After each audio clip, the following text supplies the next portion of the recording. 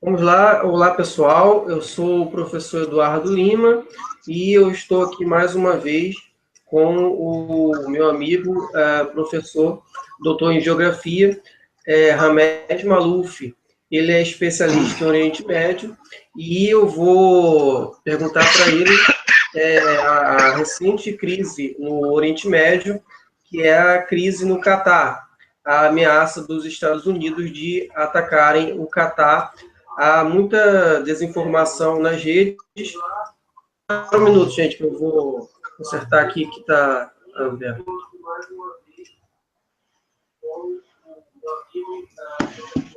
Sim, boa noite. Fechei aqui que referência. Bom, continuando. Então, eu estou aqui com o professor Hamed Maalouf, um amigo meu aqui que eu tive o prazer de conhecer pessoalmente, recentemente, e nós conversamos muito, e hoje eu estou chamando ele aqui para falar sobre a crise no Catar, porque que esse país do Golfo Pérsico, ele era antes aliado dos Estados Unidos, grande aliado até, e passou agora a ser o possível próximo alvo do imperialismo americano. Três pessoas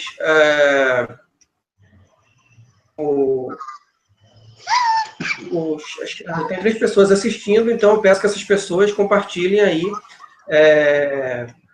nas redes sociais, porque o computador aqui é lento, fica difícil compartilhar ao vivo e a gente não tem dinheiro para comprar aqueles bots que outros canais têm aí, não. Então, por favor, compartilhe nas redes sociais para que mais pessoas possam entrar aqui. Boa noite, professor Hamed Maalouf. Eu peço para você se apresentar, fazer sua introdução e já explicando aí, começa a explicar um pouco sobre o Catar e sobre o Oriente Médio de um modo geral. Boa noite, obrigado pelo convite. E obrigado, Eduardo, mais uma vez pela oportunidade. É uma crise que realmente pegou muita gente de surpresa, né? Não era uma crise, assim, digamos, previsível, né? Provavelmente acreditávamos que certamente poderia haver choques entre Estados Unidos e Turquia, obviamente entre Estados Unidos e Irã, perdão, mas não com relação ao Catar, que é um aliado tradicional dos Estados Unidos, né? Na verdade, um Estado, em termos geopolíticos, né? Ele é um Estado vassalo dos Estados Unidos, né? Não é um Estado plenamente independente, é sede da maior base militar dos Estados Unidos no Oriente Médio e no Sudoeste Asiático, né? A mais importante base dos Estados Unidos. Foi dessa base que os Estados Unidos lançaram o ataque ao Iraque em 2003, que gerou aquele genocídio de mais de 1,5 milhão de iraquianos, né, o extermínio de mais de 1,5 milhão de iraquianos em 2003, né, uma guerra que gerou aí esses filhos bastardos, né, que são o Estado Islâmico, né, o principal, né, grupo terrorista que surgiu como resultado desse ataque dos Estados Unidos ao Iraque, a destruição do Estado iraquiano. Então o Catar é um aliado nada desprezível, né? É um vassalo nada desprezível. E tem a localização geográfica do Catar, né? O Catar é uma península, né? Dentro de uma península maior, que é a Península Arábica. É uma península, e que se você olhar bem no mapa, você vai ver que o Catar, ao norte do Catar, né, atravessando o outro lado do Golfo Árabe-Pérsico, nós temos o Irã, né? Então o Catar está bem em frente ao Irã, né? É só atravessar. E o Catar, então, tem uma posição geoestratégica muito importante no Golfo Árabe Pérsico. Está situado na região quase que no central, né, do Golfo Árabe Pérsico. Tem grandes reservas de gás natural, parece uma das maiores reservas de gás natural do planeta. E o Catar, ele tem sido também um aliado da Arábia Saudita. E a sua monarquia compartilha basicamente a mesma ideologia, a mesma seita, né? Compartilha a mesma fé religiosa no arabismo, né? Que é defendida pela Arábia Saudita até por laços sanguíneos, né? Um dos descendentes, a filha, né, do fundador da seita wahhabita, se casou com o emir saudita na época do século XVIII, na metade do século XVIII, quando ainda era apenas uma seita de extremistas, radicais, loucos mesmo, né? Pessoas loucas, né? No meio do deserto, um lugar marginal, periférico, tanto do ponto de vista histórico quanto geográfico, da Península Arábica e do mundo árabe, do mundo muçulmano. Então, o Catar compartilha um arabismo com a Arábia Saudita, a mesma fé wahhabita com a Arábia Saudita. É um Estado islâmico, né? É um Estado islâmico, ainda que os religiosos não tenham, mas a base a base ideológica, sustentação do Estado catarino é o arabismo, né? Então, tem um longo histórico, né, de alianças com o Ocidente, se tornou independente em 1971, após ter apoiado a destruição do Iraque. Ele vai ser um dos maiores, digamos assim, patrocinadores a chamada, entre aspas, Primavera Árabe, né? Como diz a mídia, passou a cunhar, a mídia ocidental, as derrubadas dos governos que eram, ou derrubadas, né, de governo, que eram, digamos, refratários à hegemonia dos Estados Unidos, ou que os Estados Unidos já ultrapassaram, que precisavam ser substituídos por outros grupos políticos, né? Então, o Catar, através do apoio midiático, financeiro, o Catar passou a patrocinar, junto com os Estados Unidos, especialmente Barack Obama, né, a muçulmana nos países onde os governos refratários aos Estados Unidos, ou que os Estados Unidos já estavam desgastados, fossem derrubados, né? Esses governos, a ideia dos Estados Unidos era substituir esses governos por governos da Irmandade Muçulmana. Nesse aspecto, contou o apoio também da Turquia, né, que também é governado por um partido que faz parte dessa, né, a Irmandade Muçulmana, que é um movimento político religioso que surgiu no Egito no final da década de 1920, patrocinado, né, para combater os nacionalistas egípcios anti-britânicos e para combater que eram anti-britânicos, né? Então, a Irmandade Muçulmana era um instrumento da Inglaterra para dominar, ou para minar o domínio,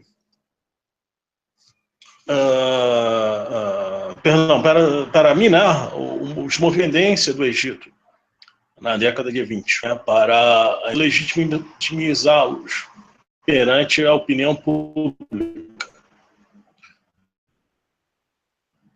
A ideia do Obama, na sua geoestratégia do caos, era substituir esses governos, especialmente do Egito, Tunísia, Síria, né, e talvez até na própria Argélia, né, em menor grau, por governos, e claro, na Líbia, né, obviamente, por governos simpáticos, mais alinhados com os Estados Unidos. Não é que o Egito do Mubarak, Hosni Mubarak, Estados Unidos, em hipótese alguma era contra, mas o governo do Hosni Mubarak estava de tal forma tão comprometido com os Estados Unidos e tão corrompido no poder que a imagem negativa de Mubarak já estava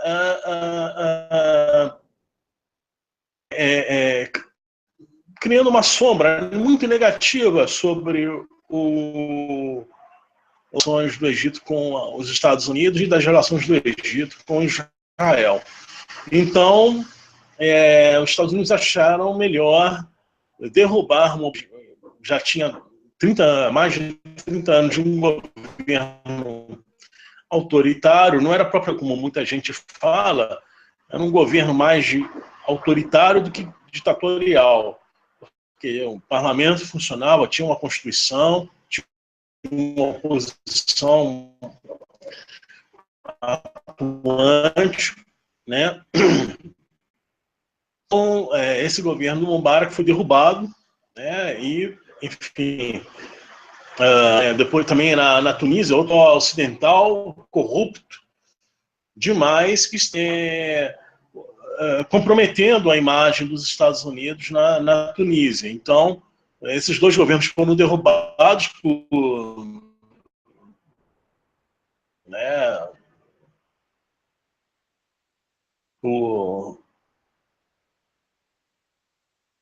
dos Estados Unidos, né? A Hillary Clinton, ela visitou o Cairo momentos antes da Irmandade Muçulmana tomar o poder, né? Então essa era a nova ordem que os Estados Unidos estavam querendo criar no Oriente Médio a partir de 2010, 2011.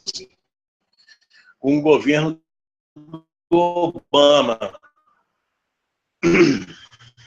E, claro, aí os dois grandes dos Estados Unidos, a Síria e a Líbia.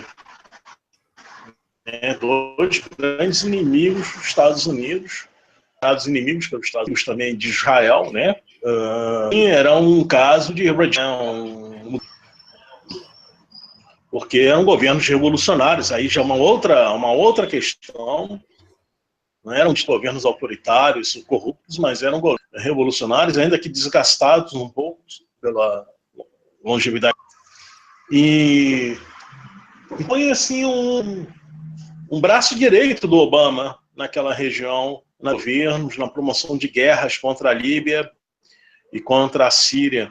O Catar, cerca de 2,5 milhões de habitantes, dos quais apenas 500 mil habitantes realmente são cidadãos catarinos. São uma coisa impressionante. É um estado estamental, ou seja, são 70% da população do Catar não tem direito algum de cidadania. Direitos mínimos de cidadania. Né? São nem cidadãos de segunda classe, são não cidadãos. Correto, são não cidadãos. São moradores sem cidadania, sem direitos. Então, daí você vê um caráter extremamente autoritário, estamental, da monarquia catarina, né?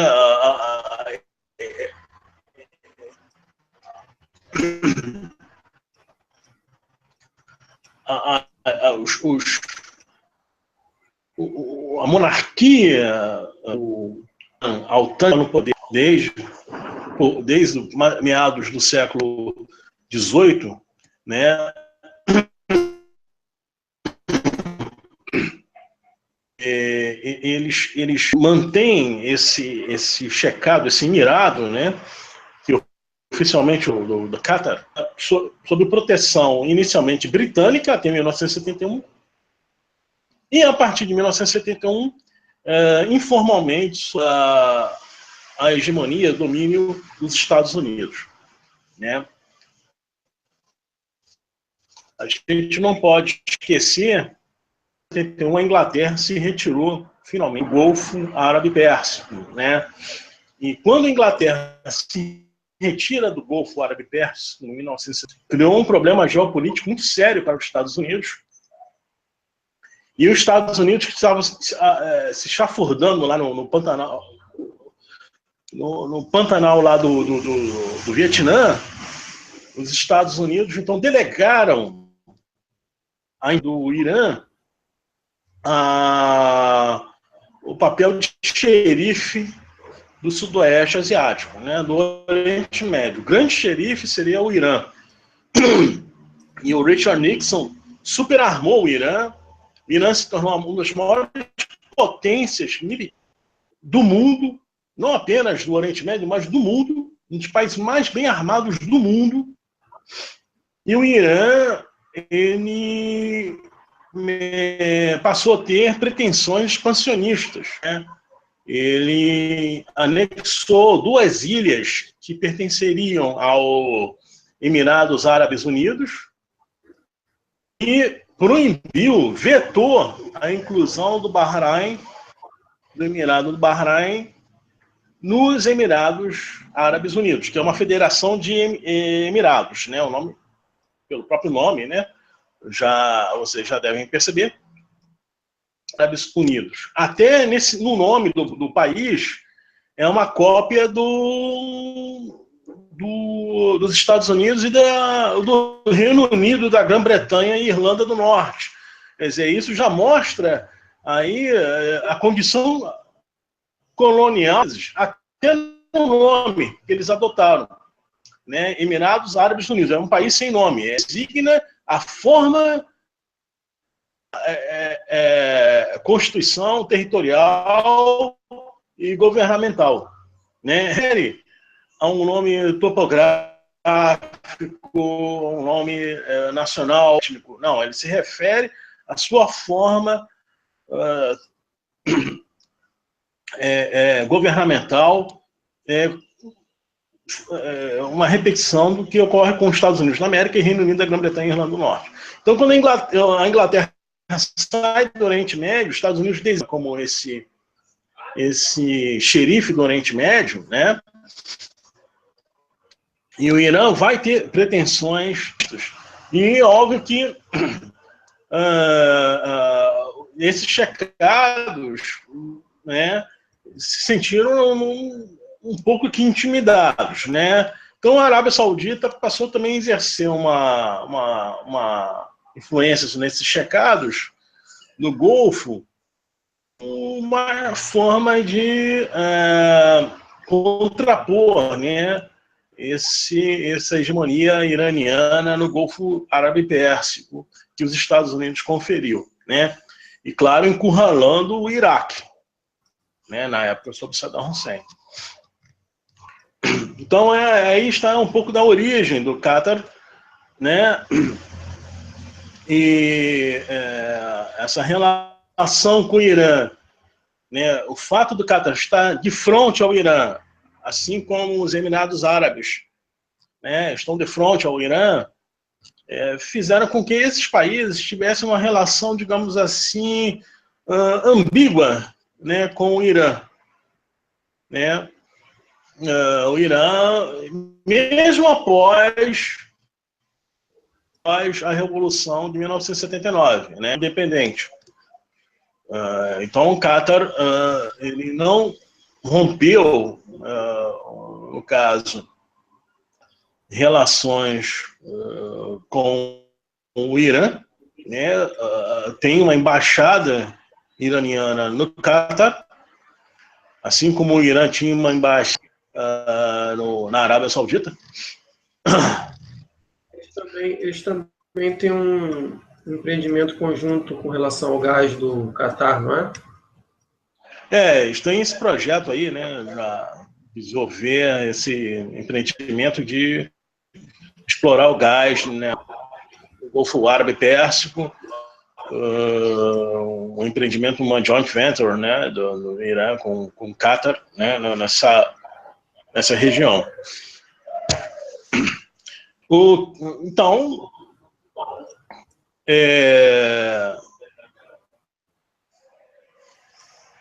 essas relações entre o Qatar e o Irã são antigas, né? Não são novas, né? Não. E elas continuaram mesmo após a Revolução, que demonstra, mais uma vez, que a proposta do Khomeini em mudar, em espalhar a Revolução do muçulmano, né, como ele falava, né, era na verdade dirigida ao Iraque, né, não era propriamente aos países da Península Arábica, era o Iraque baacista revolucionário, né, que era o alvo do projeto iraniano aí de revoluções, né.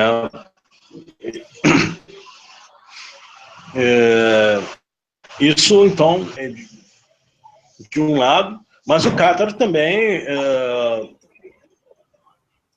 a você, ele então se aliou, né, à Arábia Saudita, especialmente após a Revolução Iraniana de 1979, e formaram, né, junto com Emirados Árabes, o Kuwait e o Sultanato do Omã, o Conselho de Cooperação do Golfo, né? Que o nome é interessante, Conselho de Cooperação do Golfo. O nome ele é geográfico, ele não é um conselho árabe. A questão de não colocar o termo árabe para designar ele, né? Que faria, né, um papel de articulação em comum está a Revolução Iraniana. Né? Eles não chamaram o Iraque, que estava em guerra contra o Irã, para participar do Conselho. Isso também é pouco lembrado. Eles não chamaram, portanto, não era uma frente sunita, árabe-sunita, contra uma revolução iraniana xiita. Negativo. Dá a ideia, através desse nome de cooperação do Golfo, que até mesmo o Irã, porventura, no futuro, pode até integrar esse conselho, né? Claro, se ele cair sob a hegemonia dos Estados Unidos. Né? O Iraque, que tinha uma orientação política e ideológica radicalmente diferente das monarquias da Península Arábica, ele não é chamado a participar desse conselho durante a guerra Irã-Iraque. Isso é importante. O Iraque estava em guerra contra o Irã em 1981, quando esse conselho foi criado, à revelia dos interesses do Iraque. Então, desde então, com esse conselho, trouxe uma espécie de coordenação das monarquias árabes, das petromonarquias árabes, que eram pró-ocidentais, né? Eram pró-Estados Unidos, pró-Inglaterra, né? Sustentaram a retomada da hegemonia dos Estados Unidos, especialmente após o fim da União Soviética, deram uma sustentação importante. Eles arrebentaram, né, durante os anos 80, arrebentaram com a economia iraquiana e tentaram arrebentar com a economia soviética, abaixando o preço do petróleo. Eles se uniram para baixar o preço do petróleo. 80 para destruir, impedir que o Iraque saísse como grande vitorioso da guerra Irã-Iraque, né? Então essas são as ambiguidades das relações desses países que não são ditas, né, pela mídia, nem pelos nossos queridos e amados professores da academia, com relação internacionais no Oriente Médio, né? Isso é muito pouco comentado. A cooperação do Golfo, ele ganhou mais poder com a destruição do Líbano em 82, na invasão israelense do Líbano em 1982, da Praça Financeira Libanesa. Ali, definitivamente, em 1982, com a invasão israelense, que exterminou mais de 25 mil árabes em 70 dias, ali definitivamente o Líbano deixou de ser praça financeira do Oriente Médio, o grande comercial do Oriente Médio. Essa condições geopolíticas, geoestratégicas de entreposto e praça financeira, elas são repassadas para os países do Golfo Árabe-Pérsico, principalmente o Catar e os Emirados Árabes, né? No Catar e os Emirados Árabes, os principais, né, centros financeiros do Oriente Médio, entrepostos comerciais do Oriente Médio, né, até porque o Bahrein é muito pequeno, né? Bahrein é uma ilha metade do tamanho do município do Rio de Janeiro. O Catar já tem o tamanho um pouco maior do que o Líbano, né? Um pouquinho maior do que o Líbano. Já tem 11 mil quilômetros quadrados. O Bahrein tem 640 quilômetros quadrados, né? Eu li pela internet que o fato dos Estados Unidos estarem atacando o Catar pode ser porque o Catar resolveu retomar relações diplomáticas com Damasco, ou pelo menos iniciar uma conversação. Acha que é por causa disso ou não tem nada a ver? Bem, essa informação eu não tenho ainda. Mas assim, um motivo imediato que é tido como o estopim, né, da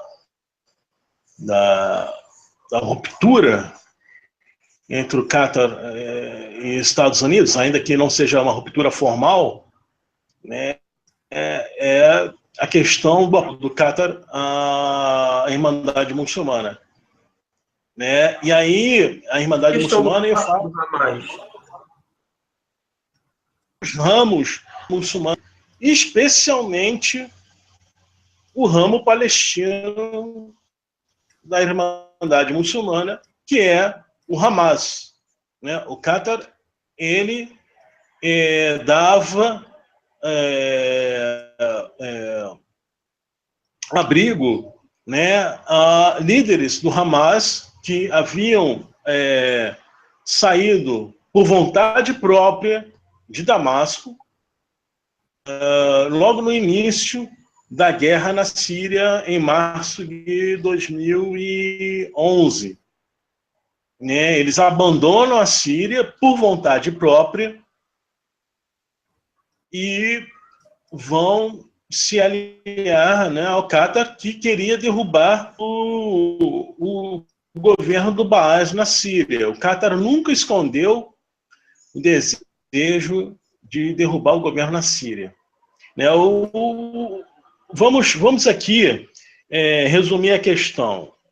O Catar tem uma renda per capita. A renda per capita do Catar é de 140 mil dólares, uma coisa assim, uma coisa estúpida. É um dos países mais ricos do mundo. Um dos maiores IDHs do mundo árabe. Enfim, é um país extremamente rico, é centro financeiro, é entreposto comercial. O que acontece com o Catar? Com essa riqueza, eles também criaram aquela rede de mídia, que é a Al Jazeera, que também passou a ser no mundo árabe. Especialmente disputando influência com a Arábia Saudita. Né? Então, pela essa riqueza e pela vontade de externar essa influência financeira sobre o Oriente Médio, né, foi entrando em choque com os interesses da Arábia Saudita, que não é, em termos de renda per capita, não é tão rico quanto o Catar, né? Mas é o país que patrocina o arabismo mundialmente. A Arábia Saudita financia a construção de mesquitas wahhabitas, que se dizem sunitas, ao redor do planeta. Então, se você quiser construir uma mesquita aqui no Brasil, né, e pedir dinheiro para a Arábia Saudita, certamente o governo da Arábia Saudita vai liberar. E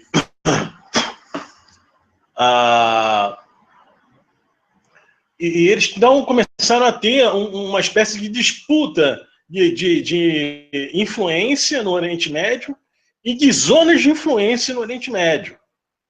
Né? Por quê? Porque, como o Catar passou a patrocinar a Irmandade Muçulmana, a Irmandade Muçulmana tem braços em quase todos os países muçulmanos. Então, isso entrava em alguns momentos em choque com os interesses da Saudita, com a Irmandade Muçulmana. A Arábia Saudita, no máximo, tolerou a Irmandade Muçulmana experiências geoestratégicas momentâneas. No caso, por exemplo, na Síria, a Arábia Saudita permitiu que a Irmandade Muçulmana na Síria recebesse dinheiro da sua monarquia. Mas tradicionalmente, a Arábia Saudita é inimigo da Irmandade Muçulmana. As pessoas se lembram. Tradicionalmente, o wahhabismo ele condenava em toda a sua história o envolvimento da Irmandade ou de qualquer grupo islâmico em eleições parlamentares ou na política, né, como um desvio da fé. Então a Arábia Saudita nunca viu, porque a Irmandade Muçulmana foi fundada no Egito. Então a base da Irmandade Muçulmana é o Egito. Inclusive a maior universidade islâmica do mundo, né, de Al-Harra, né, no Cairo. Né? Essa universidade é a mais influente universidade islâmica. Né? Então, é uma questão geopolítica. Mesmo sendo sunita, a Arábia Saudita tem uma rivalidade com a Irmandade Muçulmana, e uma rivalidade antiga. Da mesma forma, a Arábia Saudita tem um histórico, né, de hostilidade com o Império Otomano. Né? Esses atritos entre a Arábia Saudita e a atual Turquia, Erdogan, né, tem a ver com esse passado de inimizade entre otomanos e wahhabitas. Por quê? O wahhabismo surgiu no século XVIII na zona central da Península Arábica, reivindicando a pureza, sendo corrompido pelos islâmicos que existiam na época, Império Otomano. E eles vão entrar em guerra contra o Império Otomano inúmeras vezes. O Erdogan, da Irmandade Muçulmana Turca, né, ele faz uma política de explorar a influência turca, mas sob uma capa islâmica no mundo árabe, entrando em choque com os interesses da Arábia Saudita.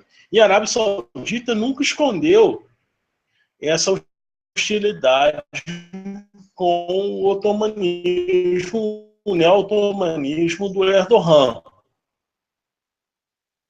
Então, o Erdogan, Síria, ele, na época, ele era aliado do Barack Obama.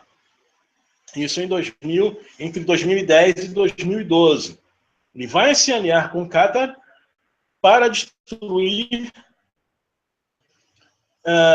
e colocar no poder um governo da Irmandade Muçulmana. Só que a Arábia Saudita fosse favorável à derrubada do governo do Baas da Síria, a Arábia Saudita apoiava na Síria, um Estado islâmico na Síria, e não necessariamente um governo islâmico.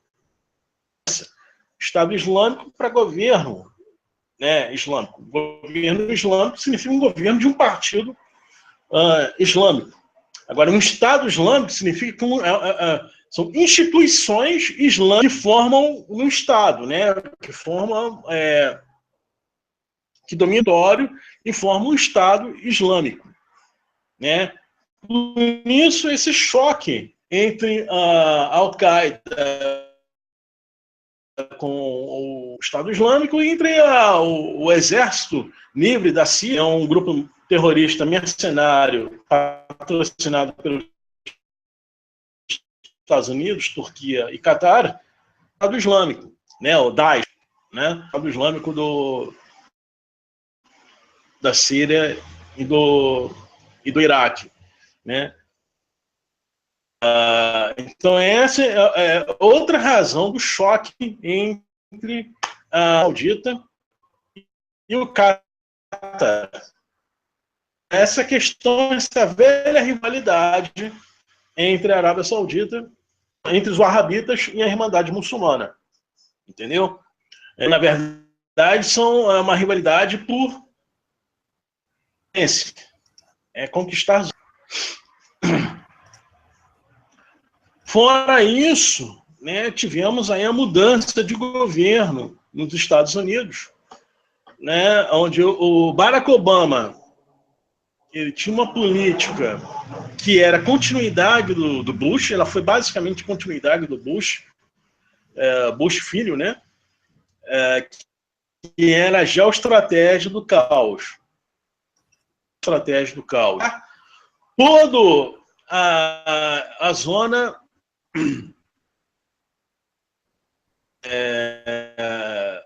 ao redor da Rússia e da China, né, estilhaçar ao redor desses dois países, fragmentá-los, né, criar fronteiras sangrentas, criar áreas permanentes para poder destruir a Rússia e a China, né, criar vespeiros de instabilidade, como foi em 80, 70, 80, o Afeganistão, né? O Afeganistão foi usado como vespeiro de instabilidade, né? O objetivo dos Estados Unidos no Afeganistão não era colocar um governo simpático aos Estados Unidos. Era destruir a destruição do Afeganistão, tragar a União Soviética para o buraco negro que fosse formado naquele país. E que foi mais ou menos que ocorreu, né? Limitado muito pela traição, né, do... Então, perto no Afeganistão, foi muito bem sucedido esse projeto no Afeganistão, e deu certo na Nicarágua. Não vamos esquecer que a lógica dos terroristas e na América Central era a mesma, a única diferença era a capa ideológica. Na Ásia Central, eles usaram o Islã político, como um instrumento, né, de arregimentação daqueles terroristas, naqueles grupos de extermínio, né, esquadrões da morte. E na América Central, eles usaram a questão do anticomunismo, né, uma ideologia, usaram o anticomunismo como cimento ideológico para combater os governos progressistas da região. Então, isso é importante a gente lembrar a geoestratégia do Bush, que teve continuidade no Obama. O Obama, então, essa geoestratégia do caos até as últimas consequências, e isso vai gerar efeitos colaterais.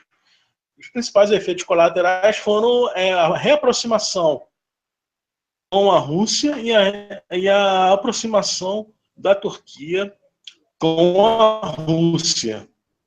A Turquia percebeu que o objetivo do Obama, no limite, levaria à balcanização do Iraque e a criação de um Kurdistão independente, e então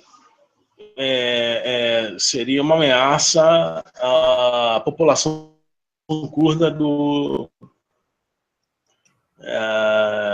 da Turquia. É bom lembrar que o Kurdistão iraquiano, ele é de base Sorani. A Turquia é Kurmanj, não são curdos kurmanjes, né? São etnias inimigas, né? Mas estão aliadas por causa da hegemonia do Estado. É falso afirmar que a influência dos Estados Unidos no Oriente Médio está decaindo. Isso é falso, é enganador. Está aí o choque da Arábia Saudita com o Qatar. Então, essa é a estratégia. O establishment roubou, deu um golpe contra o Obama e colocou no poder o atual presidente Trump, né? Trump veio com uma outra lógica, uma outra geoestratégia, que é a geopolítica tradicional do Estado, em não usar grupos paramilitares, grupos terroristas. Então, sobre a questão resultado. Então, o Trump, ele tinha essa geoestratégia de acabar com o apoio a esses grupos islâmicos, a esses estados islâmicos, o governo islâmico lá da Turquia e os estados islâmicos da Península Arábica. Então, a ideia do Trump era acabar com o apoio a esses países e trazer de volta aquela velha geopolítica, né, Estado, e não para grupos estatais, paramilitares, perdão.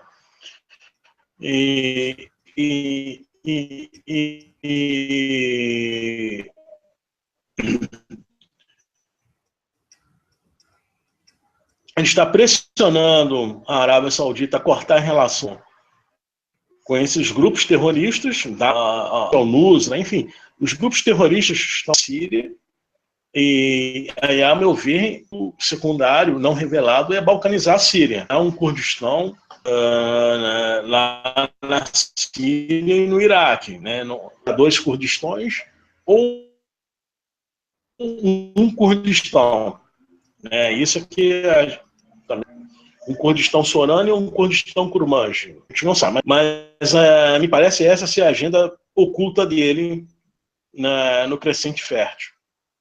Mas o Trump, ele recentemente fez um contrato de bilhões de dólares, se não me engano são bilhões, né, com a Arábia Saudita. E aí ele fez aquela dancinha lá das espadas, aquela coisa ridícula lá, mas aí ele mostrou aquele painel lá que diziam que era para combater o terrorismo, mas como é que vai combater o terrorismo se a Arábia Saudita, que mais financia o terrorismo? Eu olhei aquele painel assim, eu pensei, eu acho que é dali que a Arábia Saudita controla onde o ISIS vai, onde o ISIS deixa de ir. Eu imaginei isso. Mas não veja só, sim, mas foi uma transação de Estado para Estado. É para o governo saudita. Essas armas não é para serem distribuídas para os terroristas. Trump não me parece com esses grupos terroristas. Não é que ele não seja antiterrorista, né? A questão não é essa. A esses grupos terroristas não interessam a ele. Os terroristas islâmicos não interessam o Trump. O problema é que Trump não governa sozinho, né? Ele é o presidente, mas sabemos que os Estados Unidos são outros, né? Então, uma guerra, né? Dentro dos Estados Unidos, né? O establishment deu um golpe de Estado contra ele, que foi aquele ataque na Síria. Agora isso já está claro. Foi um golpe de Estado no Trump, e ele teve que ceder. Ele cedeu uma parte da sua geoestratégia, ele teve que ceder, que foi aquele falso ataque químico na Síria agora, em abril, né? Aquilo lá foi uma intervenção e ele teve que bombardear a Síria, né? Ele deu essas armas vendeu essas armas para a Arábia Saudita, né? Em primeiro lugar, para ver a questão interna da economia dos Estados Unidos. Ou seja, a compra desses armamentos significará, como ele mesmo falou, jobs, jobs, jobs, ou seja, empregos, empregos, empregos nos Estados Unidos. Então, isso é uma parte da promessa dele, Estados Unidos first, né? Estados Unidos primeiro. Então, ele vendeu essas armas para a Arábia Saudita. Agora, isso não significa que essas armas vão ser para os grupos terroristas. Pelo contrário, essas armas são para a Arábia Saudita ter uma compensação de deixar de apoiar esses terroristas. É uma compensação. Então, bem, a Arábia Saudita se sentir mais forte para enfrentar o Irã. Que a Arábia Saudita agora está escancarada, essa aliança da Arábia Saudita com Israel, né? Escancarado. A exigência da Arábia Saudita. A Arábia Saudita mandou uma carta fazendo exigências para o Qatar. Uma dessas exigências é a expulsão de integrantes do Hamas do catarino, né? Então, isso obviamente é uma palestinos e uma declaração de aliança com Israel. Eu vejo dessa forma.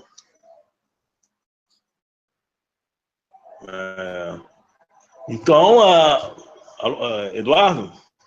Eu estou aqui ainda.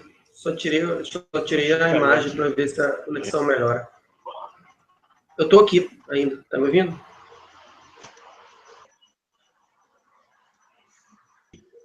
Não estava ruim, eu tirei a imagem, mas eu estou te ouvindo bem.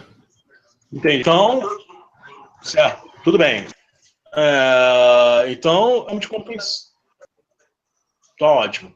Então eu vejo uma espécie de compensação para a Arábia Saudita deixar ou minimizar terroristas na Síria, já estão importantes na Síria, estão perdendo território na Síria, territórios perdidos. Agora a questão é a região leste da Síria, que em grande parte está sob controle curdo, apoiado pelos Estados Unidos, né? Então, Então, como você me explica aqueles ataques que os Estados Unidos fizeram contra o exército sírio? Legítima Ah, defesa. sim, claro. O objetivo não é deixar o Assad ganhar a guerra e levar Recuperar todo o tudo. território, né? Zol, jamais. The winner takes all. O ganhador leva tudo, não. Ah, afinal de contas, a Síria é inimigo dos Estados Unidos. Entendi. Um país inimigo dos Estados Unidos há 14 anos. Oficialmente, né, e extraoficialmente já era tido como inimigo desde os anos 60. Então, Então, a Síria estão dando. Ou seja, Assad no poder, que deixar a Assad nada. Essa frase, vamos permitir que a Assad fique no poder, não significa nada. Porque o poder de Assad pode ser apenas em Damasco, ou pode ser os 190 mil quilômetros da Síria. Os 190 mil quilômetros quadrados da Síria.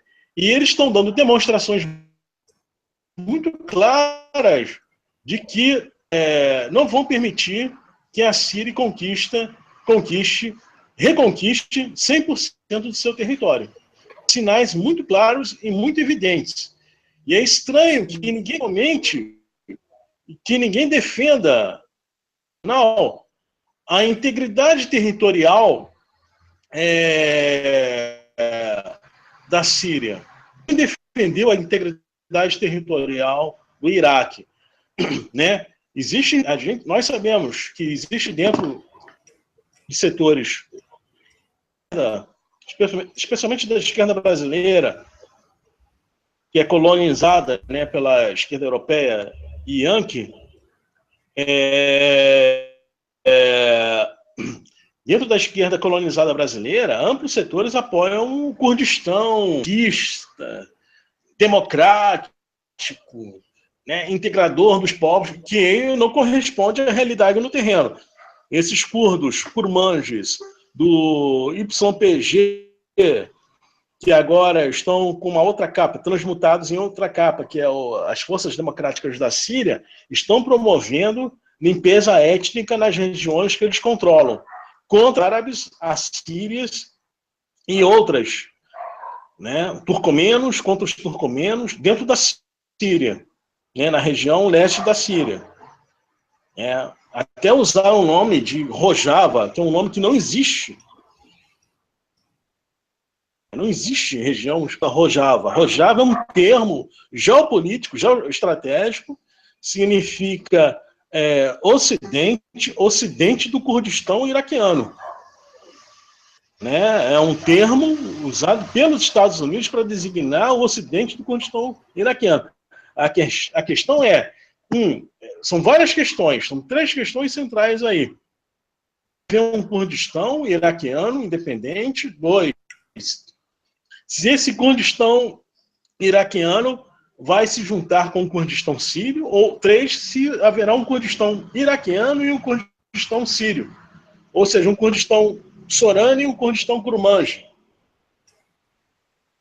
formados respectivamente no Iraque e na Síria. Né? Essa é a questão central. Por isso que a Turquia está com tropas dentro da Síria. Turcas dentro da Síria são justamente para prevenir a criação desses 2 Kurdistãos. Né? Porque está ficando... eu vejo tudo... Desculpe. A Síria, nesse caso, só tem a perder, né? Porque a Síria, nesse caso, só tem a perder. Porque, por exemplo, mesmo sem criar o Kurdistão, as tropas turcas estão lá, vão criar o Erdoganistão, né? Exatamente. E já há informes de que a Turquia anexou, de fato, porções do território sírio próximo à fronteira sírio-turca, ao norte da Síria. Né? território turco, perdão, do território sírio, estão sob controle efetivo do governo de Ankara, né? Isso é anexação de fato. Ou seja, lá você vai nesses territórios sírios, sob ocupação turca, você tem serviços de saúde turcos, de bancário turco, você tem, enfim, infraestrutura turca, como Israel fez no sul do Líbano durante 25 anos, entendeu? Então, isso é muito sério, pouca isso, e né, que possa surgir nesse novo realinhamento geopolítico que está contra o Qatar, um realinhamento geopolítico entre Paquistão e Arábia Saudita contra a Turquia, Qatar, Irã, né? Esses países. A Arábia Saudita está pressionando todos os países árabes a cortarem relações com o Qatar, relações econômicas com o Qatar, né? Econômicas, políticas, culturais, financeiras com o Qatar. Está pressionando os países africanos, que são países, em grande parte, muito pobres, africanos com população fortemente muçulmana, a apoiar o corte de relações com o Qatar, né? Eu vejo que essa situação é muito grave na Síria e no Iraque, e ela pode dar um novo desenho a essa guerra contra o Qatar, né? Deixa eu só ler uma pergunta aqui. Pode haver um novo analítico entre a Turquia, Qatar e Irã, né, contra os Estados Unidos. O Tiago Pinheiro está perguntando se a gente teria como deixar as fontes de tudo que a gente está falando aqui. Eu acho que é impossível deixar todas as fontes, mas se depois, no final do Hangout, pode me dar alguns artigos, algumas fontes, para eu coloco aqui na descrição. Aqui, perguntando se essa crise no Catar, pelo menos é o que eu entendi aqui, tem alguma relação com a nova Rota da Seda construir, ou não tem nada a ver? Claro.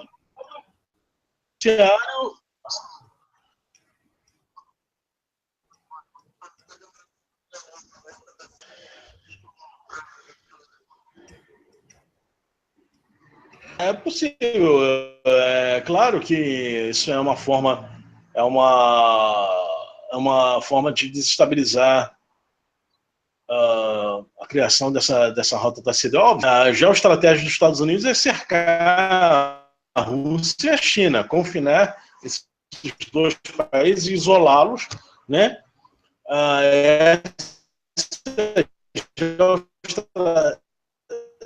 Geopolítica tradicional dos Estados Unidos e a geopolítica.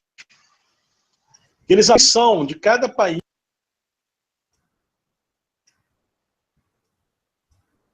Opa, parece que ele caiu. Vou esperar um pouco aí para ver se ele volta. Eu peço desculpa aí ao pessoal do aí que a conexão realmente aqui boa. Peço ao pessoal a compartilhar aí.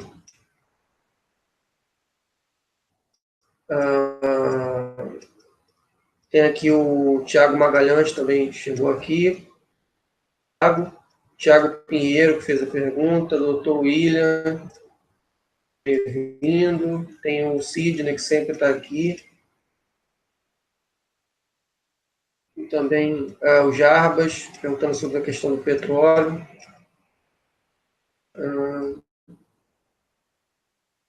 O Magalhães Cherokee, os Estados Unidos governam o mundo com mão de ferro, todos nós vemos em consequência do orgulho norte-americano, eu concordo. A pesquisa petrodólares é a chave de todo o mal norte-americano. Dólar mesmo. É a fraude do dólar, né, na verdade. O Jarbas Rocha falou que explica aí de forma resumida este problema. Você está falando da crise do Catar? A gente ainda está vendo aqui, né, o que seria essa crise. Uma das hipóteses é que a Arábia Saudita, Israel, esteja pressionando o Catar a parar de apoiar o Hamas na Palestina. É uma das hipóteses de essa crise até agora diplomática contra o Catar, né, o cerco ao Catar. É isso.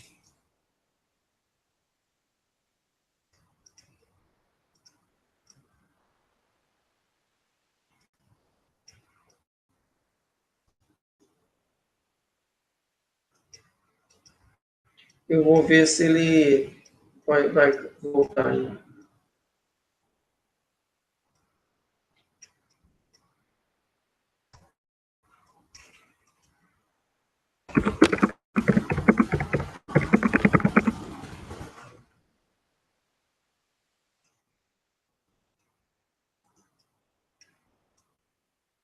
Ele está falando que caiu aqui, pedi para ele clicar no link. Vamos esperar um pouco para ver se ele volta. Deixa eu ver quanto tempo já passa aqui.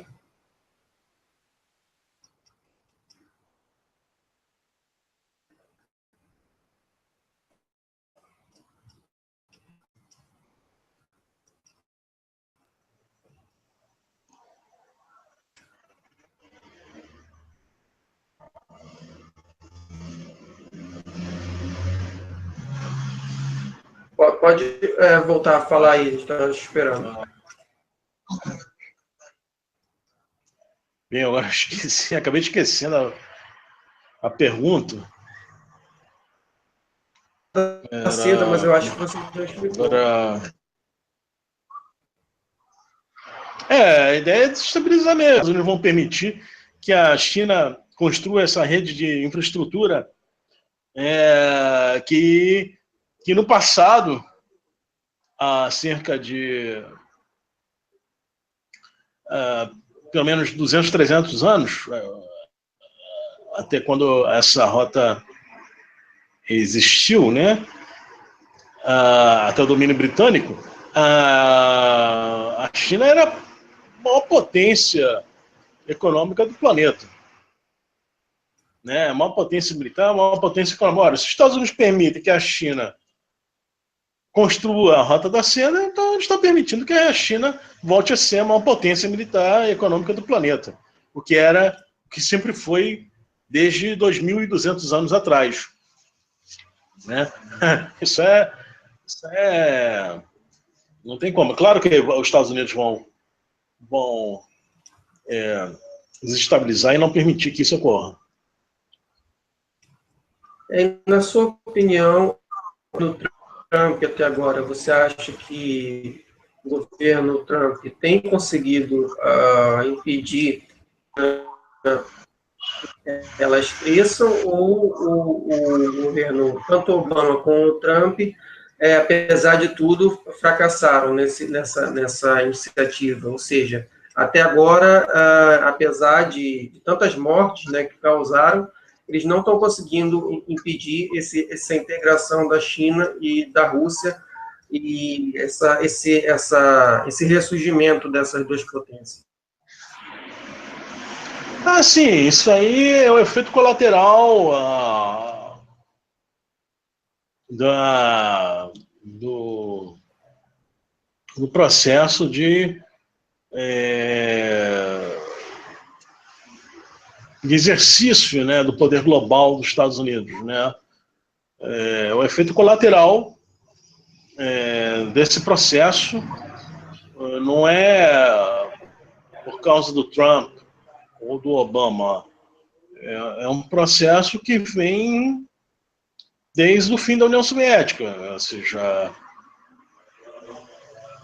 a própria estrutura dos estados que participam desse condomínio internacional, né, desse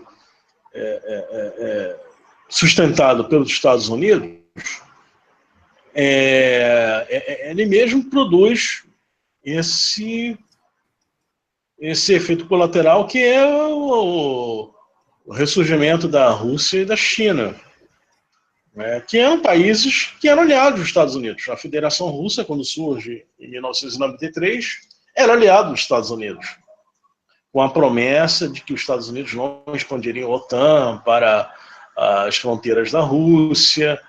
A China tinha aquela relação especial com os Estados Unidos desde 1972.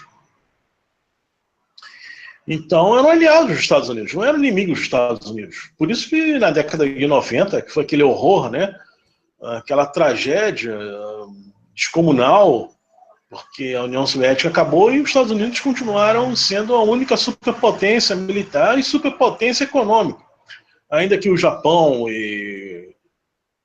supostamente ameaçassem, né, em 2 minutos os Estados Unidos botaram o Japão e a Alemanha nos seus devidos lugares, como potências vassalas dos Estados Unidos, né, com essas crises que os Estados Unidos produziram, financeiras, né, da qual o Japão jamais se recuperou desde 1992, né, e o crescimento medíocre da Alemanha, né, um crescimento sempre capenga da Alemanha nas últimas 3 décadas, é a resposta dessa ameaça de perder a sua supremacia econômica. Isso de um lado. Então, isso faz parte desse sistema internacional de poder que é capitalista, né, criar esses efeitos colaterais. Então, a Rússia e a China estão se aproximando, sim, sem dúvida. Agora a questão é qual vai ser o grau de aproximação? Vai ser uma aliança entre Rússia e China? Né? Por enquanto não é uma aliança ainda plena entre Rússia e China. A China muito tímida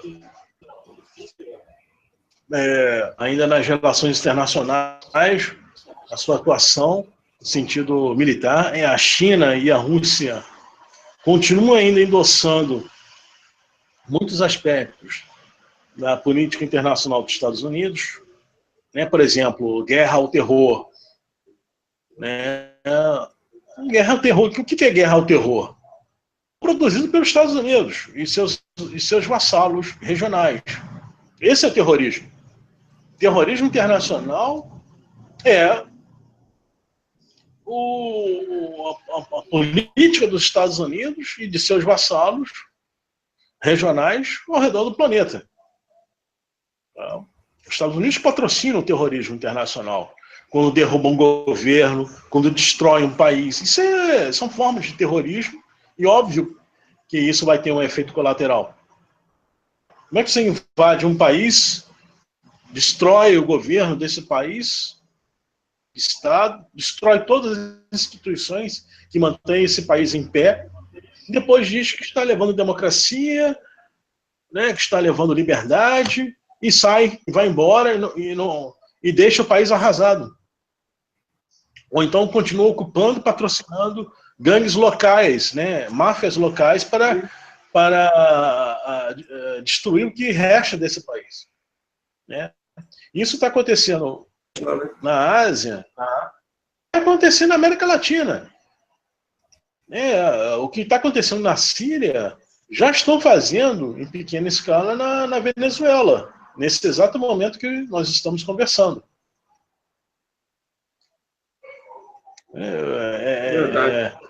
Os Estados Unidos são um poder global. As pessoas não podem perder de vista que os Estados Unidos são um poder global. Né? O fato de eles perderem uma guerra não significa que eles estão perdendo sua hegemonia mundial. Isso é coisa de quem não raciocina, né? E não entende política internacional. Eles podem perder uma guerra, não há problema para os Estados Unidos perder uma guerra. Se a Rússia e a China enfrentarem militarmente os Estados Unidos, isso é um problema para eles. Estabelecerem linhas vermelhas ao redor do planeta, isso vai ser um problema para os Estados Unidos. Perder uma guerra não significa nada. Os Estados Unidos continuam em guerra no Afeganistão. Os Estados Unidos não foram derrotados no Afeganistão, ao contrário do que as pessoas falam, e os Estados Unidos não foram derrotados no Iraque. O ano foi imposto pela ocupação Yankee do Iraque, com apoio do Irã. Decisivo do Irã. O Irã teve papel fundamental do Iraque e na imposição desse governo fantástico que está aí, que pode se virar contra o próprio Irã.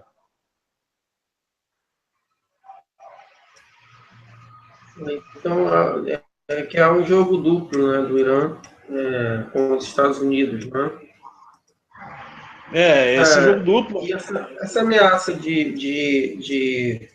Estados Unidos atacarem o Irã é uma coisa que é uma pressão que vem de Israel, alguns grupos dentro do governo americano, não é assim, hegemônica lá dentro, já que há grupos também que, como você falou, que apoiam o Irã dentro dos Estados Unidos. Não é que sejam grupos que apoiam o Irã, são grupos que defendem uma atuação mais soft dos Estados Unidos, né? No Irã, mais uma atuação mais suave, né? No Irã, e há outros que querem uma atuação mais dura, né? O Obama e o Bill Clinton defendiam uma atuação suave no Irã. Já o Bush e o Trump, né, que são republicanos, defendem uma atuação mais dura. É o inverso do que era nos anos 80. Os democratas eram duros com o Irã, queriam uma linha dura com o Irã, e os republicanos eram mais soft, queriam uma linha mais suave. Por isso que o Reagan vai fazer aquele comércio de armas com o Irã durante a guerra Irã-Iraque, né? Os Estados Unidos, por exemplo, vão autorizar que a CIA ajude Khomeini a esmagar o Partido Comunista Iraniano em 1983. Né? A CIA enviou listas de membros do Partido Comunista iraniano para que Khomeini exterminasse esse pessoal, e isso foi entregue, né? Então são duas linhas de atuação, né? Agora, nitidamente, o Trump ele é anti-Irã, é mais linha dura com relação ao Irã. Existe possibilidade, sim, de uma guerra contra o Irã, de um ataque dos Estados Unidos ao Irã. O Irã não tem armas atômicas e pode dar um trabalhinho para os Estados Unidos. Vai dar trabalho para os Estados Unidos se houver esse ataque. Mas o Irã, ele também contribuiu para que essa situação chegasse a esse ponto, né? Porque a sua política externa, ambígua, de um lado, apoia a resistência na Síria, no Líbano e na Palestina. E de outro, mina a resistência no Iraque, né? No Afeganistão. Então, o Irã mesmo permitiu que fosse cercado pelos Estados Unidos. É uma estratégia arriscada que eles assumiram e pode levar um ataque mesmo, através, já até hoje publicaram um mapinha aí de como seria o ataque dos Estados Unidos ao Irã, e seria através do Iraque, Israel, Iraque e Afeganistão e os países do Golfo contra o Irã. Né? E aí é que está. A Rússia...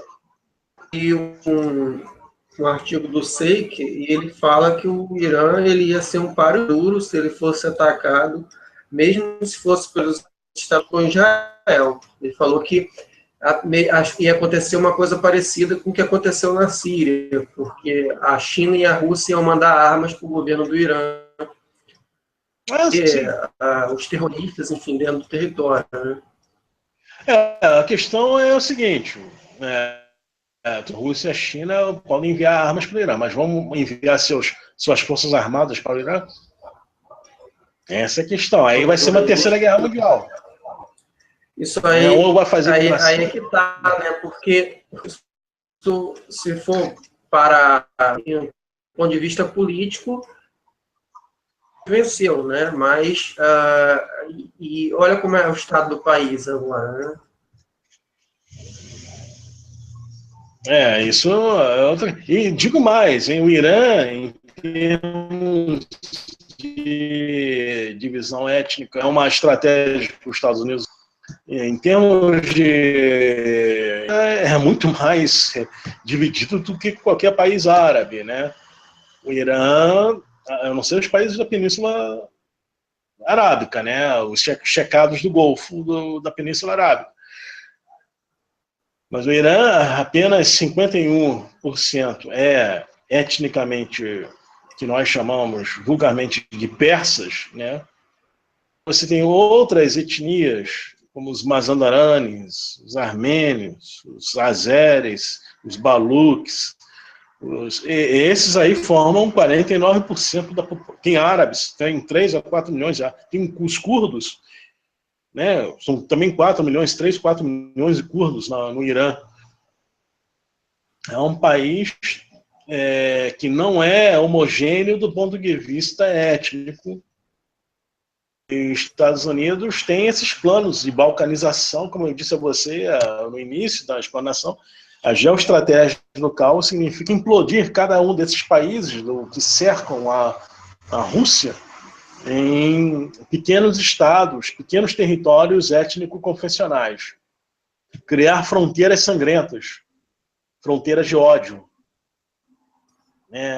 E aí, aos vesperos de instabilidade. Se isso for adiante, os Estados Unidos pode até, digamos assim, sofrer uma derrota militar, digamos assim, mas pode ter esse efeito colateral. Então, nada é certo. Os Estados Unidos são uma superpotência militar e têm armas atômicas. E estão dispostos a usar armas atômicas. Desde o Bush filho, né? São muito claros nesse aspecto. Estão dispostos a usarem armas nucleares em suas guerras. O Irã já ele assinou aquele acordo, um acordo, obviamente, para adiar a guerra. O acordo entre Irã e Estados Unidos é como um acordo entre Stalin e Hitler, né? O objetivo é adiar a guerra. Tanto o Stalin quanto o Hitler queriam adiar, né? É um acordo de conveniência, né? Só que para os Estados Unidos foi mais lucrativo, porque o Irã se comprometeu a não desenvolver seu programa nuclear e botar em inspeção cientistas designados pela ONU nas usinas nucleares iranianas, né, para inspecionar desvio aí da finalidade do uso do programa nuclear. E a gente sabe que essa inspeção vai cair nas mãos de Israel, né? Israel vai ter acesso. Se os Estados Unidos têm acesso, Israel vai ter acesso a essa inspeção. Então, foi um grande erro que o Irã cometeu. São espiões dos Estados Unidos, podem ser? Não, eles são defensores da governança global, né? Eles não são nada, nem um pouco interessados.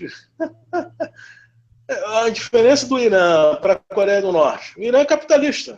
E aí os Estados Unidos conseguiram seduzir o Irã pelo que eles têm de mais fraco, que é o dinheiro, o capital. Né? Olha, vocês vão me dar o seu programa nuclear e nós vamos te dar 150 bilhões de dólares. Só que esse dinheiro não chegou direito no Irã. O Irã está em crise econômica, tem desemprego alto, relativamente alto. A economia é cada vez mais privatizada, muito diferente daquele Irã do início da Revolução de 79. Hoje o Irã está cada vez mais liberal em termos econômicos. Né? E aí essa burguesia iraniana quer mesmo entrar em guerra contra os Estados Unidos? Também tem isso, né? Essa burguesia laica quer mesmo entrar em guerra com os Estados Unidos ou quer fazer negócios com os Estados Unidos e Israel? Não é mais lucrativo fazer negócios? Né? Então, agora vamos ter eleições para prefeito em Teherã. O candidato mais cotado prefeito em Teherã é o filho do Rafsanjani, que é uma espécie, digamos assim, aqui no Brasil, de um Fernando Henrique Cardoso, né? Um liberal pró-Ocidente, a favor de privatizações, né? Ficou bilionário, né? Um homem riquíssimo, a família é riquíssima. Tanto que no enterro agora, de janeiro 17, teve lá quebra-quebra, os que eram favoráveis a ele e os que eram contra. O pau comeu, né, como dizem, né? O pau comeu no enterro do Rafsanjani. E eles barraram a candidatura do Ahmadinejad à reeleição no Irã, que é um candidato de esquerda, né, mais à esquerda, né, digamos assim, né, com os árabes, né, do que esse atual Rouhani. Né? Parece que o Rouhani apoia os países árabes, aquele apoio mesmo que obrigado a apoiar, né? Muita má vontade. Mas aí com essa nova situação com o Qatar, né, vamos ver. O Qatar, como disse, é a maior base militar. Se houver um ataque ao Irã, uma das locais onde haverá guerra vai ser o Qatar, por ser base dos Estados Unidos. Então, é provável, sim, nós não podemos subestimar os Estados Unidos. Essa coisa de dizer que vai ter baixas no exército dos Estados Unidos, caso houver guerra contra o Irã, não é um fator importante em termos de desmobilizar a vontade de ir para a guerra. E então isso aí é muito, né? Os Estados Unidos tiveram um grande número de baixas na guerra da Coreia, praticamente o mesmo número de baixas, que foram 3 anos de guerra, o mesmo número de baixas que teve na guerra do Vietnã, que durou cerca de 14 anos. 64 a 75, 11 anos. Então, os Estados Unidos estão dispostos. Assim. A questão é a reposição das suas forças armadas. Né? O número de homens suficiente para lutar dentro das forças armadas para combater o Irã. É claro que é uma operação muito complexa. O Irã tem 1.700.000 km², tem exército, tem forças armadas, é um país relativamente bem armado, tem uma grande capacidade de defesa efetiva em relação aos Estados Unidos, porque não tem armas no atingir o território do Estado. As suas forças armadas não são uma força dissuasória decisivamente, né, dissuasória, como é o caso das forças armadas da Coreia do Norte, que tem as suas armas atômicas e estão dispostos a usar caso os Estados Unidos ataquem o país, voltem a atacar o país. Entendi. Bom, já são 1h21. Se tiver mais algumas coisas para falar sobre o Catar, a gente pode falar. Senão, a gente faz suas considerações finais e a gente pode encerrar por aqui. Só que teve uma última pergunta aqui que fizeram há algum tempo, sobre a questão dos Estados Unidos enviarem armas para as Filipinas combaterem o Estado Islâmico. Isso aí. Depois a gente pode fazer as considerações finais. Olha, a situação das Filipinas é muito complexa, porque lá tem tinha uma antiga guerrilha islâmica separatista nas Filipinas, desde os anos 60, se não me engano. Por outro lado, você tem uma guerrilha comunista revolucionária, e tem esse governo filipino que está aí, que está se aproximando da Rússia, né, mas é anti-chinês. E as Filipinas são uma base dos Estados Unidos, uma base naval dos Estados Unidos. Então aí temos um quadro aí complexo. E aí, pelas informações que eu obtive, esse grupo extremista que parece que é uma filial do Estado Islâmico nas Filipinas, ele também tem um certo apoio aí, não declarado aí, de setores de alguns militares, né, no sentido de neutralizar a guerrilha. Mas é uma confirmada. Eu não tenho muitas informações sobre esses terroristas nas Filipinas, mas é algo muito grave. Como eu disse, o Trump tem essa geoestratégia de abandonar esses grupos terroristas islâmicos, governos islâmicos e estados islâmicos, essas petomonarquias, né? Isso por vontade própria dele, né? Isso é política dele, né? Se os Estados Unidos vão acompanhá-lo nesse sentido, aí é outra história também, né?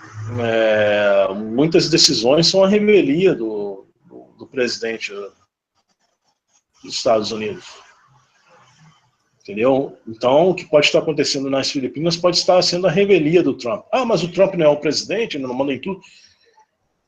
Tudo não. Esses setores do Estado profundo, Deep State nos Estados Unidos, eles têm uma autonomia quase que total, né? É um Estado totalitário. Se é para falarmos nesses termos, os Estados Unidos é o exemplo mais bem acabado de totalitarismo. Todos os aspectos da sociedade yankee. E o presidente é um funcionário, ele é um xerife. Ele é eleito para ser um xerife, ele é um funcionário. Ainda que tenha poderes excepcionais, os poderes excepcionais que ele tem não é para democratizar o país, pelo contrário, é para defender os interesses dessa oligarquia que está no poder há 300 anos, né? 300 ou mais, 500 anos, desde o período colonial. Os Estados Unidos nunca teve revolução, nunca tiveram revolução. Não é verdade? Nunca tiveram revolução. Então, e nunca tiveram mudança de regime.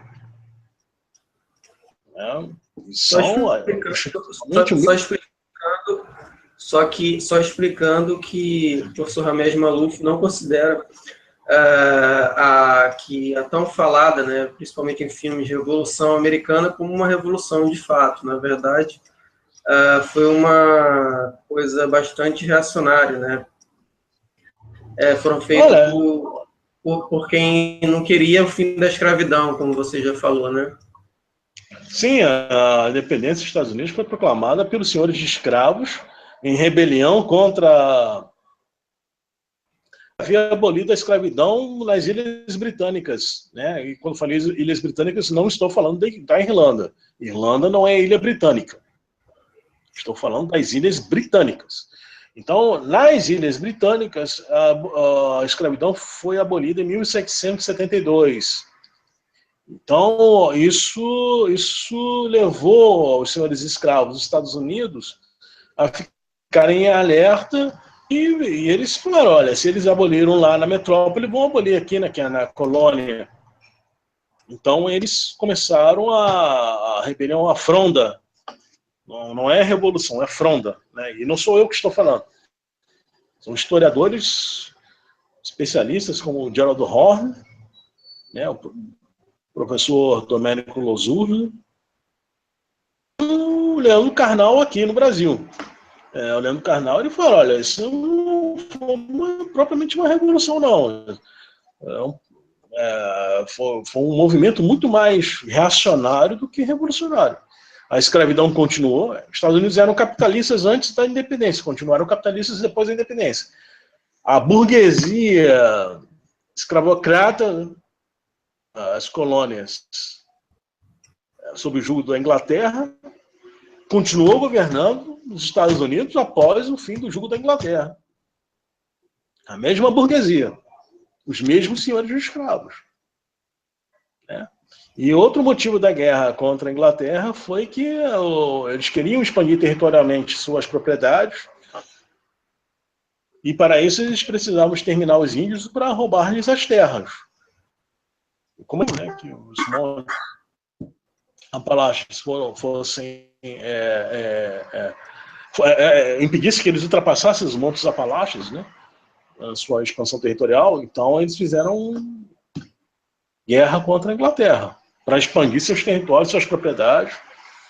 Então foi uma e manter o império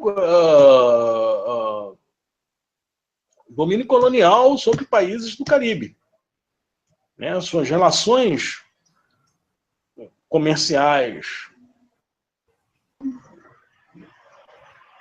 tinham que ser mantidas intactas e mantendo aquela situação colonial.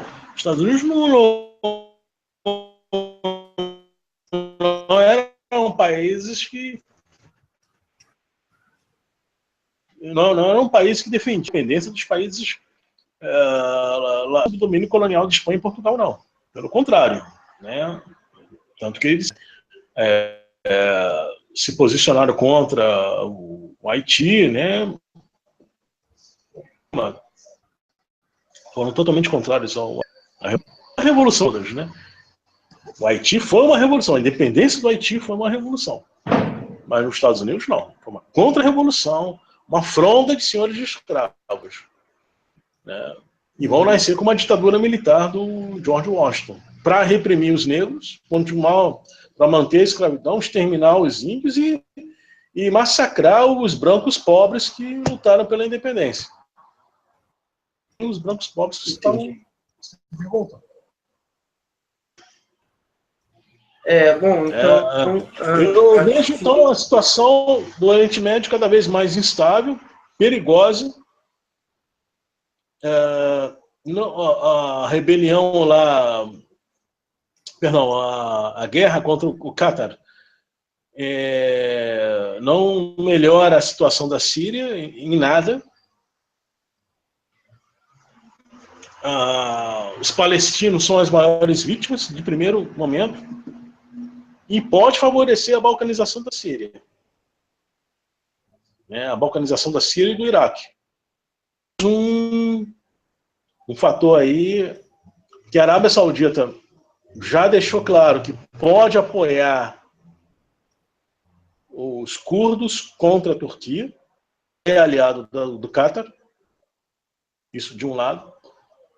E não podemos esquecer que há exatos 3 anos, quando o Daesh surgiu né, fez aquela invasão da Síria, invasão do Iraque, entrou no Iraque, quem abriu as portas de Mossul para o Daesh foram os curdos soranes.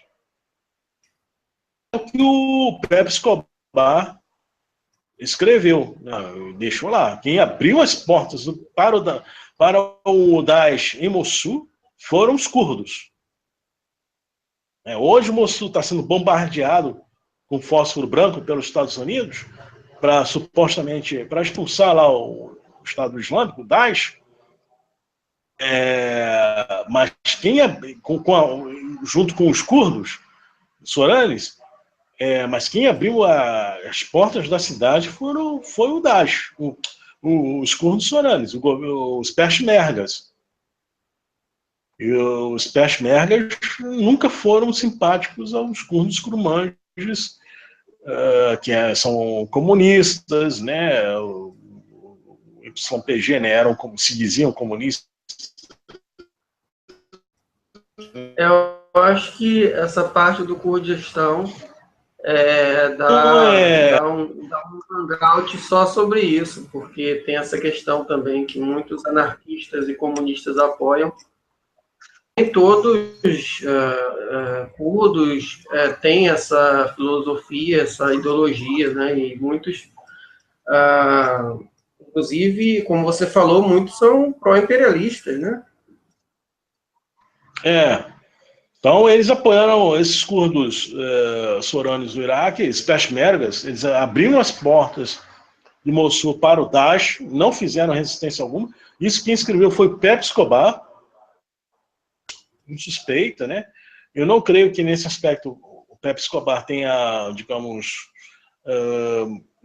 errado na sua avaliação, na sua reportagem, né? Não vi incoerências, pelo contrário, bateu com outros pontos que eu tive, que eu consultei. E então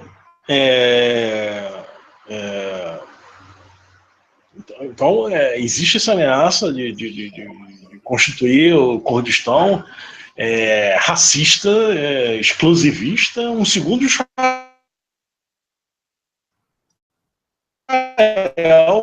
o Oriente Médio, porque uma população autóctone, né?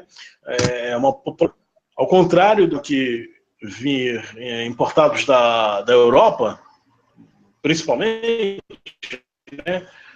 Eles emigraram da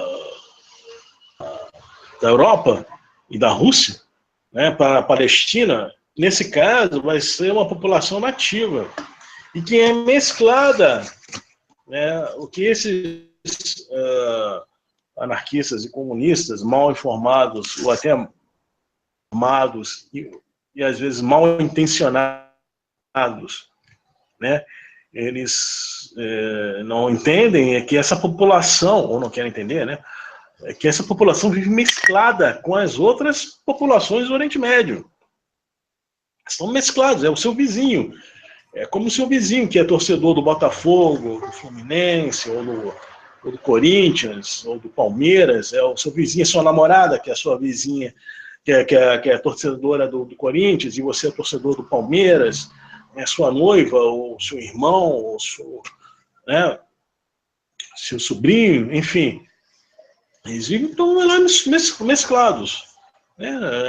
Quando se fala em Kurdistão, dá a impressão que os curdos só vivem ali. Isso é mentira e é falso. Não, todo o Oriente Médio. E vivem também ali. A população curda do norte do Iraque não é a população majoritária dos curdos, né? Então, há informes de que pelo menos 1/4 da população de Bagdá, que é uma metrópole, creio que uns 4 a 5 milhões de habitantes, Bagdá, mas pelo menos 1 milhão, 1,5 milhão de habitantes de Bagdá eram curdos, de origem curda. E aí os curdos têm aí vários soranes, kurmanjos, zazas, goranes, né? Então é preciso ter em mente isso e não se iludir. Mas é como eu disse, tem pessoas que têm má formação má informação e má intenção. Ou, às vezes tem essas três coisas juntas, né? E aí, como eu disse, a esquerda brasileira é colonizada. Salvo raras exceções individuais. Isso eu nunca vou deixar de dizer.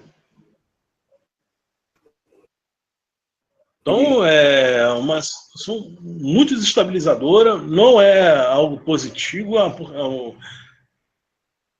que uma guerra civil arbitra nesse momento, ali naquela região, ali, é altamente explosivo. Os palestinos já estão sendo derrotados, já de antemão. E mesmo que o Irã apoie o Hamas, mesmo que o Irã dê asilo aos que saírem, aos que foram expulsos do Qatar, né, ainda assim os palestinos vão estar numa situação cada vez mais precária. Né? Eles já estão ali. Agora, isso vai tirar também a ilusão que muitos palestinos tinham com a Arábia Saudita. Né? Muitos palestinos tinham aquelas ilusões com a Arábia Saudita. Né? Que era, né, por interesses variados, religiosos, econômicos, sociais, enfim. Mas isso vai tirar a ilusão de muitos palestinos com relação à Arábia Saudita. Isso vai acontecer. Entendi. Professor Ramesh Maluf, eu queria agora... eu queria agora pedir que o senhor fizesse... Eu queria pedir que o senhor fizesse suas considerações finais e já convido para você, no próximo Hangout, falar sobre a sua tese, que foram sobre as invasões israelenses do Líbano, não é mesmo? Sim, com prazer, obrigado. Bem, vamos esperar aí, né, o desenrolar desses acontecimentos. Infelizmente, a guerra do Iêmen vai continuar, né, a guerra da Síria vai continuar, e os palestinos vão continuar sendo massacrados por Israel, talvez até com mais um redobrado esforço de Israel. Né, o Egito apoiando Israel e a Arábia Saudita na exigência da expulsão do Hamas do Qatar, né? Isso é algo realmente muito negativo para os egípcios, né? Para o governo egípcio, para o Egito. Isso, mesmo que o Egito continue apoiando a Síria, que está apoiando a Síria, o governo Bashar al-Assad, isso é extremamente negativo para o Egito. O Egito não pode entrar em guerra contra os palestinos, e o Egito está em guerra não declarada. O atual presidente al-Sisi, né, ele está em guerra declarada com os palestinos, especialmente com os palestinos da faixa de Gaza. Eu espero que haja uma paz entre o Hamas e o presidente al-Sisi, né, mas acho que estou sendo otimista demais. Eu espero que eles entrem no entendimento e o Egito pare de pressionar o Hamas, pare de cercar a faixa de Israel. Enfim. E também ficar de olho, né, no Trump, né, que é um governo como outro qualquer dos Estados Unidos, só que tem algumas diferenças, algumas nuances, mas são velhos Estados Unidos imperialista. Não vamos ter muitas ilusões de financiar o governo Trump, né? Tem aí uma vontade de fazer uma certa acomodação com a Rússia, isso é importante, né? Temos que incentivar, né, essa acomodação com a Rússia, mas sem maiores ilusões no romanceamento, né, do governo do Trump. Obrigado. Todo mundo aí, muito obrigado. O pessoal que está... está no chat aqui falando com a gente. E é o seguinte, esse aqui é meu canal reserva, para quem conheceu, me viu pela primeira vez agora. Eu vou deixar na descrição o canal principal, que o canal principal está em risco. O decidiu que meus vídeos são muito fortes para ele, né? Então vamos esperar um pouco mais até que ver se meu canal vai continuar vivo ou não, mas se inscreva lá no canal principal até ele, enquanto ele estiver em pé, eu vou ficar postando lá. E se inscreva nesse canal aqui também, que vai ser meu canal reserva para eu continuar meu trabalho, caso o primeiro canal seja derrubado. Eu agradeço a todos vocês que se interessam sobre geopolítica. Muito obrigado ao pessoal que ficou no chat, que fez perguntas respeitosas e que fez perguntas importantes ao professor Ramesh Malouf. Então, eu peço que vocês compartilhem esse vídeo nas redes sociais. Até a próxima. Obrigado. Boa noite a todos. Obrigado aí pelo convite, Eduardo. Valeu. Um abraço.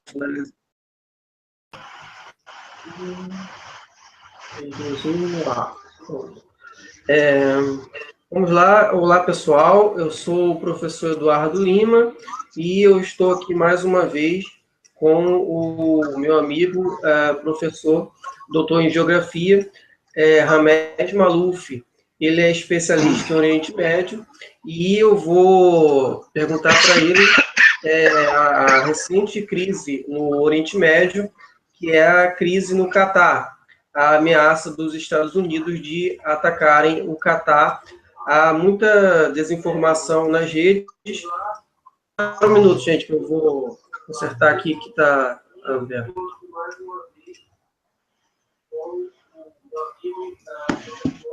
Sim, boa noite. Fechei aqui que referência. Bom, continuando. Então, eu estou aqui com o professor Ramesh Malouf, um amigo meu aqui que eu tive o prazer de conhecer pessoalmente, recentemente, e nós conversamos muito, e hoje eu estou chamando ele aqui para falar sobre a crise no Catar, porque que esse país do Golfo Pérsico, ele era antes aliado dos Estados Unidos, grande aliado até, e passou agora a ser o possível próximo alvo do imperialismo americano. 3 pessoas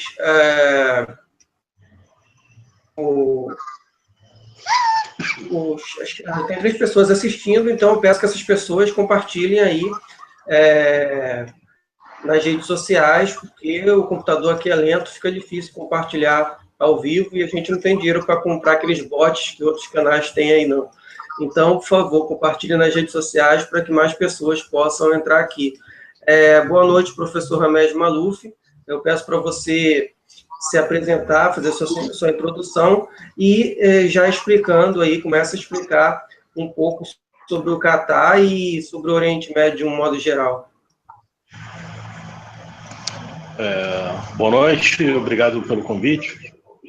E obrigado, Eduardo, mais uma vez pela oportunidade. É uma crise que realmente pegou muita gente de surpresa, né? Está situado na região quase que no central, né? do Golfo Árabe Pérsico. Tem grandes reservas de gás natural, parece uma das maiores reservas de gás natural do planeta. E o Catar, ele tem sido também um aliado da Arábia Saudita. E a sua monarquia compartilha basicamente a mesma ideologia, a mesma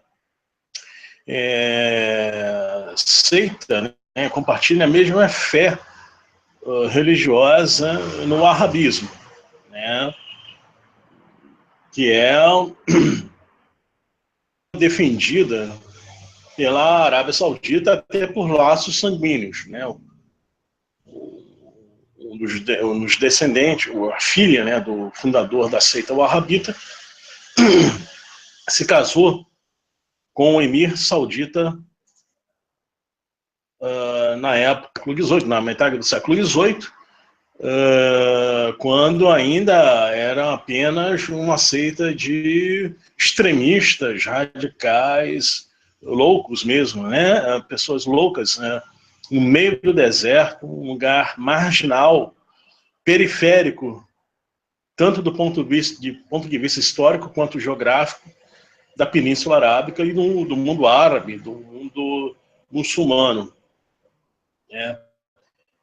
Então, o Qatar compartilha um arabismo com a Arábia Saudita, a mesma fé barabita com a Arábia Saudita. É um Estado islâmico, né? É um Estado islâmico, ainda que os religiosos não ter, mas a base a base ideológica, sustentação do Estado catarino é o arabismo, né? Então, tem um longo histórico, né, de alianças com o Ocidente, se tornou independente em 1971, após ter apoiado a destruição do Iraque. Ele vai ser um dos maiores, digamos assim, patrocinadores a chamada, entre aspas, primavera árabe, né, como diz a mídia, passou a cunhar, a mídia ocidental, as derrubadas dos governos que eram, ou derrubadas, né, de governo, que eram, digamos, refratários à hegemonia dos Estados Unidos, ou que os Estados Unidos já ultrapassaram, que precisavam ser substituídos por outros grupos políticos, né? Então, o Qatar, através do apoio midiático, financeiro, o Qatar passou a patrocinar, junto com os Estados Unidos, especialmente Barack Obama, né, a muçulmana nos países onde os governos refratários aos Estados Unidos, ou que os Estados Unidos já estavam desgastados, fossem derrubados, né? Esses governos, a ideia dos Estados Unidos era substituir esses governos por governos da Irmandade Muçulmana. Nesse aspecto, contou o apoio também da Turquia, né, que também é governado por um partido que faz parte dessa, né, a Irmandade Muçulmana, que é um movimento político religioso que surgiu no Egito no final da década de 1920, patrocinado, né, para combater os nacionalistas egípcios anti-britânicos e para combater que eram anti-britânicos, né? Então, a Irmandade Muçulmana era um instrumento da Inglaterra para dominar, não era uma crise, assim, digamos, previsível, né? Provavelmente acreditávamos que certamente poderia haver choques entre Estados Unidos e Turquia, obviamente entre Estados Unidos e Irã, perdão, mas não com relação ao Catar, que é um aliado tradicional dos Estados Unidos, né? Na verdade, um Estado, em termos geopolíticos, né, ele é um Estado vassalo dos Estados Unidos, né? Não é um Estado plenamente independente, é sede da maior base militar dos Estados Unidos no Oriente Médio e no Sudoeste Asiático, né, a mais importante base dos Estados Unidos. Foi dessa base que Os Estados Unidos lançaram o ataque ao Iraque em 2003, que gerou aquele genocídio de mais de 1,5 milhão de iraquianos, né, o extermínio de mais de 1,5 milhão de iraquianos em 2003, né, uma guerra que gerou aí esses filhos bastardos, né, que são o Estado Islâmico, né, o principal, né, grupo terrorista que surgiu como resultado desse ataque dos Estados Unidos ao Iraque, a destruição do Estado iraquiano. Então o Catar é um aliado nada desprezível, né, é um vassalo nada desprezível. E tem a localização geográfica do Catar, né? O Catar é uma península, né, dentro de uma península maior, que é a Península Arábica. É uma península, e que se você olhar bem no mapa, você vai ver que o Catar, ao norte do Catar, né, atravessando o outro lado do Golfo Árabe-Pérsico, nós temos o Irã. Né? Então o Catar está bem em frente ao Irã. Né? É só atravessar. E o Catar, então, tem uma posição geoestratégica muito importante no Golfo Árabe-Pérsico para minar o domínio, perdão, para minar os movimentos do Egito na década de 20, né, para legitimizá-los perante a opinião pública. A ideia do Obama, na sua geoestratégia do caos, era substituir esses governos, especialmente do Egito, Tunísia, Síria, né, e talvez até na própria Argélia, né, em menor grau, por governos, e claro, na Líbia, né, obviamente, por governos simpáticos, mais alinhados com os Estados Unidos. Não é que o Egito do Mubarak, Hosni Mubarak, Estados Unidos, em hipótese alguma era contra, mas o governo do Hosni Mubarak estava de tal forma tão comprometido com os Estados Unidos e tão corrompido no poder que a imagem negativa de Mubarak já estava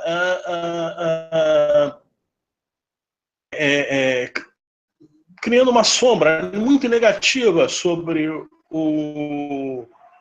as relações do Egito com os Estados Unidos e das relações do Egito com Israel. Então, os Estados Unidos acharam melhor derrubar, já tinha mais de 30 anos de um governo autoritário, não era próprio como muita gente fala, era um governo mais autoritário do que ditatorial, porque o parlamento funcionava, tinha uma constituição, tinha uma oposição atuante, né? Então, esse governo do Mubarak foi derrubado, né? E, enfim, depois também na Tunísia, outro ocidental corrupto demais, que comprometendo a imagem dos Estados Unidos na Tunísia. Então, esses dois governos foram derrubados por, né,